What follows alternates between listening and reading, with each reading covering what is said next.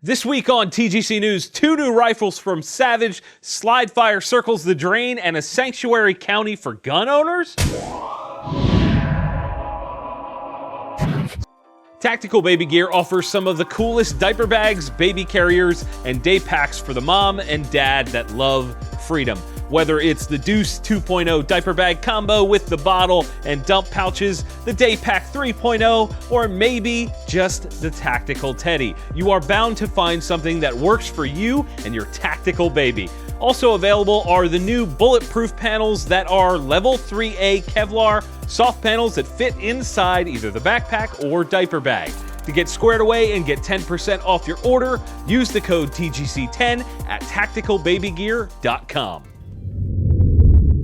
Welcome back to another episode of TGC News. My name is Jon Patton. If you're watching this and you aren't subscribed to this channel yet, go ahead, get subscribed, and ring that bell to be notified. I promise you will not regret it. Now, the news. First up this week are 2 new rifles from Savage. They've been on an absolute tear this year, expanding the 110 line of rifles, and now they're expanding their line of semi-auto rifles called the Modern Sporting Rifle, or MSR line, with the addition of 2 new competition rifles. The MSR-15 and MSR-10 competition models are being announced today. It's kind of cool that a new product gets announced on the day that an episode of TGC News is released. That doesn't happen often, and I think that's pretty cool. I gotta be honest, the feature set on these rifles is actually really nice, and also very similar on both of the models, so let's break down what you get across all of them. Starting at the rear, they have a Magpul CTR stock, a QD end plate that's anodized red, a nice set of forged receivers with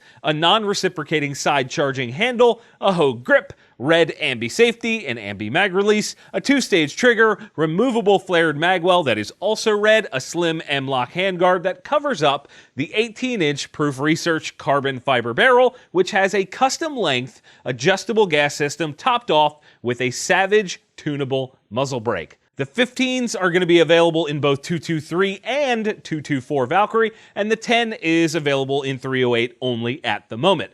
To be honest, we've seen rifles like this all over the market with companies that specialize in custom rifles. The concept of a factory, out-of-the-box, ready-to-rock competition rifle is not really a new thing. However, a rifle that is dialed up this high from a manufacturer that normally focuses on products that fit a wider array of folks like Savage is a very interesting thing. And I'm very curious to see how these things shoot and what kind of groups they put down, because they are not cheap. MSRP on the 15 is $28.75, while the 10 weighs in at $34.49. These rifles are definitely not aimed at Joe Everyman, but they are a really well-rounded package out of the box. What do you guys think? Would you skip buying the parts yourself and buy one of these from the factory, or would you rather enjoy the experience of building your own competition rifle? Sound off in the comments and let me know your thoughts. And in the struggle bus is gassed up and running again news. SlideFire, the company that was the top of the bump stock food chain, has announced that they will be shutting down and not accepting orders past May 20th, 2018. This comes on the back of the ATF considering a regulation change and redefining the term machine gun based on recommendations from President Trump and the NRA. Yep, I'm blaming the NRA for this one. This is a really disappointing move overall, because at this point the regulations have not been changed and the ATF has only published a notice of proposed rulemaking, which is currently open for comment. We did a video covering this not long ago on the legal brief.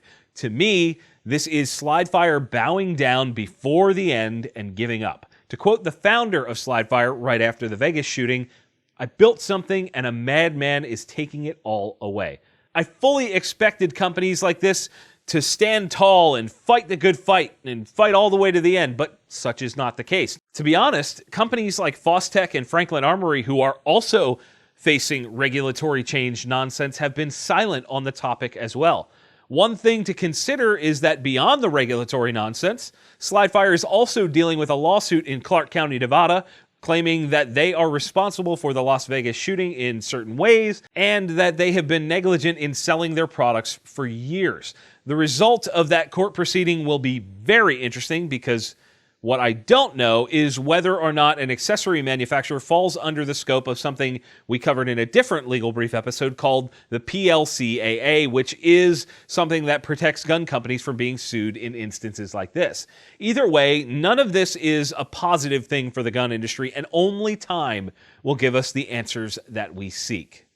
This one is kind of the opposite of the struggle bus.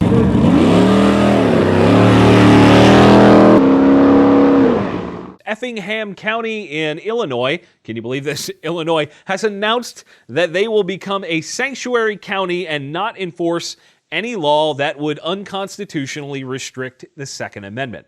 Although the vote on that went through with an 8-1 victory, the sheriff from that county came out and said that this will not control anything in his office and that the vote was essentially symbolic in nature. Honestly, I think it's interesting to see how people react when the tables are turned. I won't get into the politics of sanctuary cities, but I do think that when it comes to guns, the need for a safe haven in certain states is becoming an actual necessary thing. The reason I told you guys about this story is because I want to hear your thoughts about it. Should more counties adopt this policy of being a bastion of freedom, or should the fight be taken to a higher level? Maybe we could have sanctuary states for gun owners. Obviously, that's not how things should be. We should be able to freely exercise our right to keep and bear arms, but do you think this might become a necessary thing down the road? Drop your thoughts in the comments section and let's keep this discussion going because I think it could be really interesting. What do we do if we continue to lose our rights?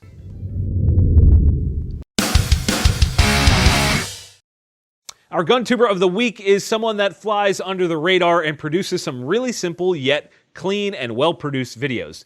Jim represents a growing segment of content creators that kind of got their start as writers for various publications and are starting to create their own brands around what they love doing: guns.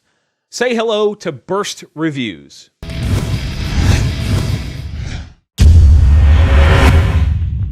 This is a new stock, well, new-ish, but about 6-7 months old, from Manticore Arms that is designed to replicate the Chinese look. I had a video coming out today on the Ruger PC9, but I got a private message from a viewer, and she was asking me about what caliber to choose for concealed carry. I'm here today with my Glock 19X, and on the end of it is the Silencer Co. Omega 9K. Assault weapons are among the most dangerous and powerful tools ever invented by mankind. So with that in mind, here are my top 5 assault weapons. Definitely take a minute to head over to Burst Reviews and get subscribed, and don't forget to tell him that TGC sent you. Links are down in the description as always. Neomag offers a slick solution to discreetly carrying a spare magazine securely in your pocket. Available in small, medium, and large to hold anything from 380 to 10 mil. Also now available are the extended clip versions, which allow you to carry deeper in your pocket or carry your spare mag with an extension. Utilizing strong neodymium magnets, a steel backer, and titanium clips, these things are built to last.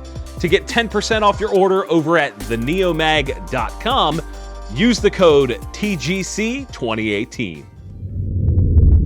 Friendly fire questions this week are coming from the Gun Collective Facebook page. First up, Tim Lewis wants to know my opinion on the economic warfare on the gun industry from companies like Citibank. It's one of the biggest things that could do some real damage to the industry. However, I think the damage would be temporary. Someone would step up and say either we will not let politics decide who we do business with as a bank, or even, hey, we support everyone's rights, let's work together. Controlling the money could control a lot of things, and banks have shown us many times over that they cannot be trusted.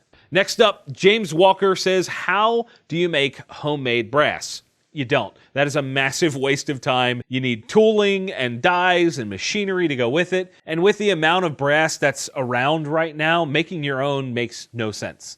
Kyle Van Winkle says, what is acceptable accuracy? 1 MOA, 1.5 MOA, or sub MOA? In my opinion, if a gun doesn't shoot at least 2-inch groups at 100 yards, you have a problem. 1 MOA is about par, and sub-MOA is what I want to see, but is not always attained. Some cartridges and guns are just not meant to lay down precision groups, so you have to be flexible about it, but sub-MOA is desired for sure. And last but not least, Ryan Chesley says, why haven't we been on the offensive with our gun rights? When do we get SBRs and pepperbox pistols back? Well, Ryan, the unfortunate fact of the matter is that we can't get gun owners to get up off of their butts and get out to support the cause with the impending nonsense that we are currently dealing with. I simply do not think most gun owners are willing to sacrifice their time to get the NFA repealed. I don't think it'll happen. The TGC audience is mostly made up of enthusiasts, guys that really genuinely care about firearms and gun culture and gun rights. But there are a ton of people out there that are just not willing to be a part of the conversation, and that will be our undoing unless we can find ways to motivate those folks. It's a tough pill to swallow, but I think that is the truth. My friendly fire question to you guys, if you had $100,000 to spend on guns and ammo, what would you buy and why? Let me hear your thoughts in the comments. And hey, if you want to ask your friendly fire question right here on the show, send it to me over on the Gun Collective's Instagram page.